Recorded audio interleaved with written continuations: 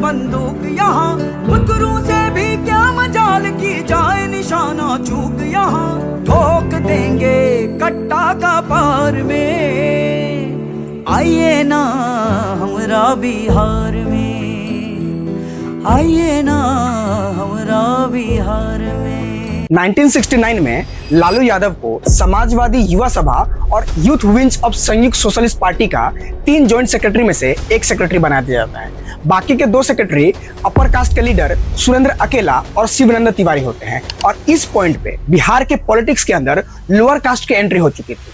वहीं दूसरी ओर नीतीश कुमार एनआईटी पटना में पढ़ाई कर रहे थे, तो उन्हीं के एक दोस्त सुरेश शेखर ने उनकी भी दाखिला एसवाईएस और एसएसपी के यूथ विंग में करवा दिया। और वहीं पर नीतीश कुमार की मुलाकात होती है लालू यादव के साथ, जो आगे चलकर बिहार का पॉलिटिक्स का भविष्य लिखने वाले थे। वहीं दूसरी ओर 1970 आते आते ये जो यूथ विंग था इसे डिसॉल्व कर दिया गया था और सारे मेंबर्स को हटा दिया। पर लालू यादव के अंदर एक अलग सी पावर थी। लालू यादव अपने वर्नेकुलर लैंग्वेज से काफी क्राउड अट्रैक्ट करते थे और लोगों को पता चल चुका था कि आने वाले भविष्य का बिहार का सितारा है। इसीलिए लालू यादव को एक कोऑर्डिनेट कमेटी में रखा गया था एसएसपी का। वहीं एक तरफ बिहार के अंदर 1969 में जो प्रेसिडेंट रूल लगा था वो 10 महीने बाद 1970 में हट गया। इसके कारण बिहार में वापस से इलेक्शन हुए और उस इलेक्शन में कांग्रेस ने बाजी मारी और बाजी मारकर कांग्रेस ने दारोगा प्रसाद राय को बिहार का नया सीएम बना दिया। पर उनके सीएम बनने के 300 डेज बाद फिर से कांग्रेस की मेजोरिटी खत्म हो गई। इसके कारण फिर से एसएसपी की सरकार और इस बार बिहार का सीएम बनाया कर्पूरी ठाकुर को, जो बार्बर कम्युनिटी से आते थे, एक लोअर कास्ट के लीडर थे। इनके बारे में मैंने ऑलरेडी पार्ट 1 में बताया है, वहां आप लोग जाकर देख लीजिएगा। पर इनकी सरकार भी काफी ज्यादा दिनों तक चलती नहीं है, क्योंकि पैन इंडिया लेवल पर कांग्रेस की लीडरशिप बदल रही थी और उसमें ही भेद पड़ रहे थे। तो इंदिरा गांधी ने भी ये डिसीजन लिया था कि 1972 का इलेक्शन 71 में ही करवा दिया जाएगा। इसी के कारण से वापस से एसएसपी की मेजोरिटी खत्म हो जाती है और इस बार कर्पूरी ठाकुर को हटाकर 162 डेज बाद सीएम बनाया जाता है भोला पासवान शास्त्री को। लेकिन भोला पासवान शास्त्री के सीएम बनने के कुछ दिनों बाद फिर से बिहार के अंदर प्रेसिडेंट रूल लग जाता है। वहीं एक तरफ 1971 में लालू यादव पटना यूनिवर्सिटी के अंदर एक इलेक्शन खेल रहे थे स्टूडेंट यूनियन का, जिसमें वो प्रेसिडेंट के पोस्ट के लिए लड़ रहे थे। पर उस इलेक्शन में लालू यादव रामजतन सिंह से, जो कि अपर कास्ट से थे, उनसे हार जाते हैं और उन्हें झुकना पड़ता है। उस मोमेंट ने लालू यादव को तोड़ दिया था, क्योंकि लालू यादव के एक बचपन के फ्रेंड थे नरेंद्र सिंह, जो उनके साथ ही बड़े हुए थे। लेकिन जिस वक्त नरेंद्र सिंह की दरकार थी लालू यादव को, उन्होंने लालू को धोखा दे दिया। इसीलिए लालू यादव ने डिसीजन बनाया कि आने वाले भविष्य में अगर लालू यादव बिहार को रूल करते हैं तो अपर कास्ट की डोमिनेंस बिहार के ऊपर से एकदम खत्म कर दी जाएगी। वहीं 1971 तक बिहार के अंदर नक्सलवाद भी अपने पूरा पीक पर पहुंच चुका था। नक्सलवाद की आड़ में अपर कास्ट के जमींदारों को खुलेआम गोलियों से भूना जाने लगा था। इसी के कारण से 1971 में फरवरी के अंदर 23 फरवरी को एक अपर कास्ट के लैंडलॉर्ड शिव पूजन सिंह को गोली मारकर हत्या कर दिया और ये लोअर कास्ट ने किया था। फिर मार्च में जगदीश सिंह को भी गोली मार दिया गया। फिर से जून के अंदर ही दुसेद्वर सिंह को ही गोली मार दिया गया। 1976 में 13 भूमिहार को गोली मारकर हत्या कर दिया गया। 1976 आते आते 91 मैसेकर हो चुके थे बिहार के अंदर, जिसमें टोटल 737 लोगों की जाने गई थी, जिसमें लोअर कास्ट के लोग भी थे और अपर कास्ट के लोग भी थे और कुछ पुलिसमैन भी थे। तो आप यूं कह सकते हैं कि बिहार के अंदर कास्ट के नाम पे खुलेआम गोलियां चल रही थी, जिसमें पुलिस वाले भी कुट रहे थे। इसीलिए अलग अलग कास्ट ने अपने हिसाब से अपना अपना सेना तैयार कर लिया था। राजपूत ने अपना सेना बना लिया था, जिसे कहा जाता था कुंवर सेना। भूमिहार ने ब्रह्मऋषि सेना बना लिया था। कुर्मी ने भूमि सेना बना लिया था और यादव ने लौरिक सेना बना लिया था। और समय समय पर ये सारी जो सेना थी वो आपस में लड़ती रहती थी और लोगों की जाने जाती रहती। वहीं उसी वक्त नीतीश कुमार, जिनके ज्यादातर दोस्त अपर कास्ट के ही लोग थे, उन्हें संघर्ष समिति का लीडर बना दिया जाता है।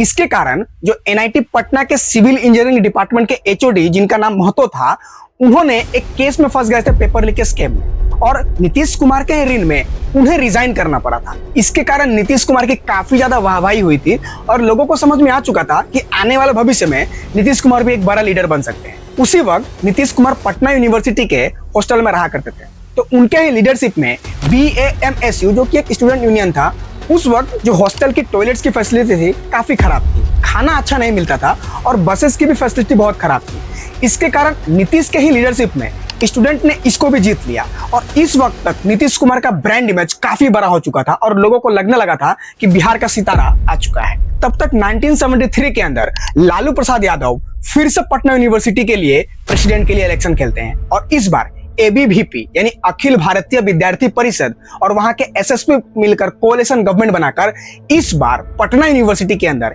एक लोअर कास्ट के लीडर लालू यादव को प्रेसिडेंट बना दिया जाता है और उसी के साथ सुशील कुमार मोदी बन जाते हैं जनरल सेक्रेटरी। इसका मतलब यह है कि पटना यूनिवर्सिटी में भी लोअर कास्ट की डोमिनेंस चालू हो चुकी थी। इसीलिए उनके ही लीडरशिप में ये स्टूडेंट्स ने पटना यूनिवर्सिटी के डिसीजन लिया कि बिहार के अंदर कंटिन्यू करप्शन बढ़ रहा है, कंटिन्यू महंगाई बढ़ रही है और अनएम्प्लॉयमेंट भी बहुत तेजी से बढ़ता जा रहा है। इसके अंदर प्रोटेस्ट करना बहुत ज्यादा जरूरी है। तो उनके लीडरशिप में 30 स्टूडेंट ने यह डिसीजन लिया कि पटना यूनिवर्सिटी से एक पीसफुल रैली निकालेंगे जो बिहार के राजभवन तक जाएगा।